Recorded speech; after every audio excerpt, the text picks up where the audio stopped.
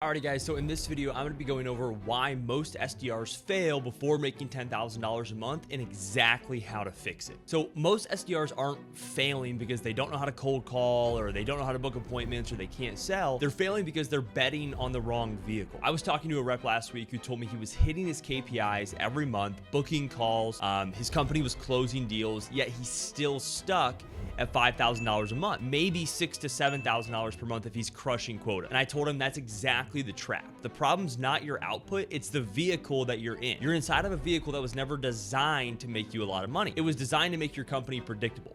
They own the data, they own the CRM, they own the leads, they own all of the upside. You just own the effort. And so if you're grinding 10 hours a day and you're wondering why your income is not growing and it's not compounding with your skills, it's not because you're bad at sales. It's because you're inside of a bad vehicle. So today in this video, I'm going to break down the 4 structural reasons why most sales reps never cross $10,000 a month and how to rebuild your vehicle so all of your effort compounds for you, not just for your employer. And so the reason why most SDRs fail before making $10,000 a month, the number one reason is they choose the wrong vehicle based on old belief systems. So beliefs like working harder equals earning more, right? In the wrong vehicle, your effort fuels the system, not your freedom. And so most SDR roles reward activity, not impact, and they get paid for the motion while the company profits from the momentum that you create. So the company owns the compounding, not you. Every deal, every client, every relationship, every conversation compounds on their balance sheet, not yours. And so you're trapped in a low leverage machine. You can press the gas harder,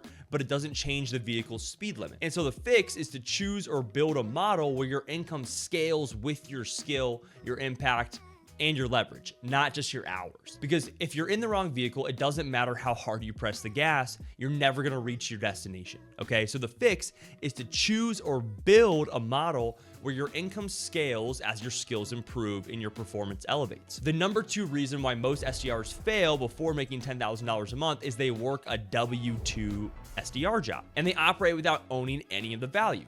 W-2 jobs equal short-term safety, but there's a long-term ceiling. You trade your certainty for control and your comfort for compounding, and you rent your skills instead of owning your results. You build the asset, but someone else collects the yield. In every deal, again, it's compounding for your employer, not for you. You're pouring energy into a system that doesn't store your value, it stores theirs, and there's no ownership, so there's no leverage. You can't scale what you don't own, but you choose to work these jobs because it's the way you've been conditioned, and it might be what you needed at the time. School taught you to trade time for money, right? Employers taught you to trade certainty for potential. And now you're stuck in a system that rewards obedience over ownership. You don't realize yet that you can actually go out and build your own value in the marketplace. You can still do the same work, cold calling, setting meetings, generating pipeline, but instead of compounding for someone else, you start compounding for yourself. So the fix is to build an offer where you control the pricing, the value, and the client relationships, where every conversation you have adds to your asset, your brand, your freedom,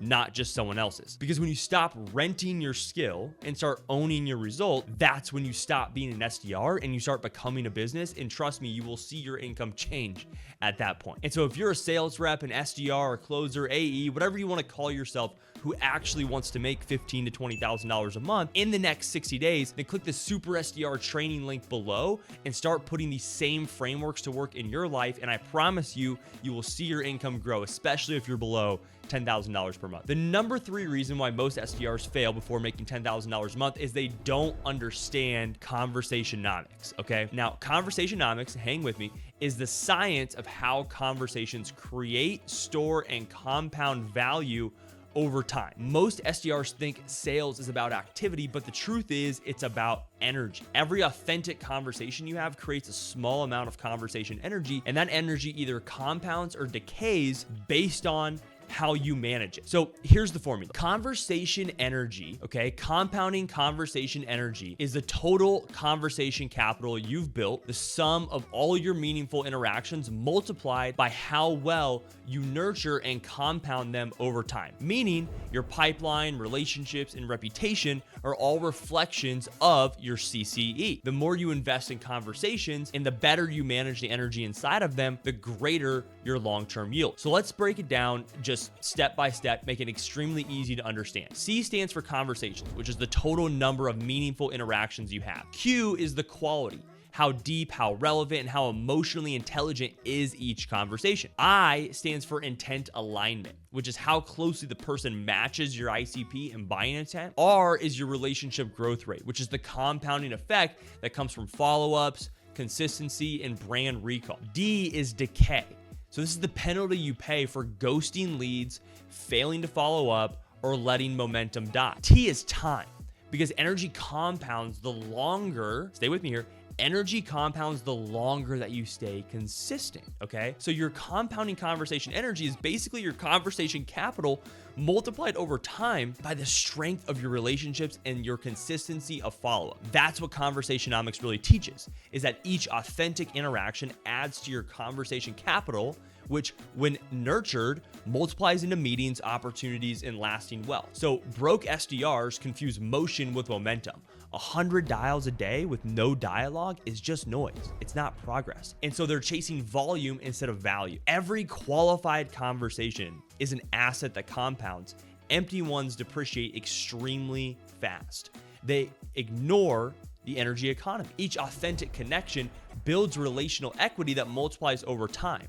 That's conversationomics in action. So broke SDRs measure activity, not economics. Counting calls instead of conversations hides the real drivers of income and opportunity. The I made 50 dials today or I made 100 dials today noise, while negating the fact that the dials were essentially worthless and that there was no transference of energy via conversation is really the problem here, you guys. And so the fix is to track conversation, not just calls, to prioritize both quality and quantity. Because in conversationomics, the people who master conversation volume times conversation quality win. Your income doesn't grow by the number of dials you make, it grows by the number of connections that you create. The number 4 reason why most SDRs fail before reaching $10,000 a month is they let their employer control the tools and never build their own distribution system. And so typically the way that it works is that the employer owns the data layer and the system of action. So the data you're calling on and the way that you're going about calling on that, right? And so this is akin to like driving someone else's car where they can take back the keys at any time. So if you were to lose your job,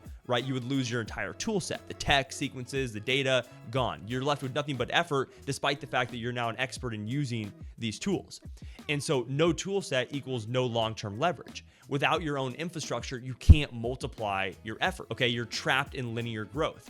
You're depending on someone else's infrastructure, so you've built their asset, not yours. I'm gonna give you an example that comes from Archimedes. He once said, give me a lever long enough and a fulcrum to stand on, and I will move the world. The problem is he wanted someone else to give him the lever, and so he never moved the world. And that's what most SDRs do. They wait for a company to hand them the tools, the data, the systems, and then wonder why they can't build freedom. So the fix is to build your own data layers, control your own systems of action, because if you want to own your future, you have to own the assets required to create it. And so the fix, again, I'm gonna repeat this again, is to build your own data layers and control your own systems of action. Because if you want to own your future, you have to own the assets that are required to create it. And so guys, these are the exact 4 reasons, right, why most SDRs, sales reps, closers, AEs never cross $10,000 a month. And it's not because they don't know how to sell, it's because they're stuck inside of a system that was never designed to make them wealthy, right? It was never designed to make them a lot of money. And so if you're someone who actually wants to break out of that system and start applying these exact frameworks in your own sales career, then click the link below and check out the Super SDR training video. And inside, we'll show you how top fractional SDRs are restructuring their setup, positioning themselves in the marketplace, building leverage around their skills, and scaling up to $10, $15, even $30,000 a month consistently, step by step. See you on the inside.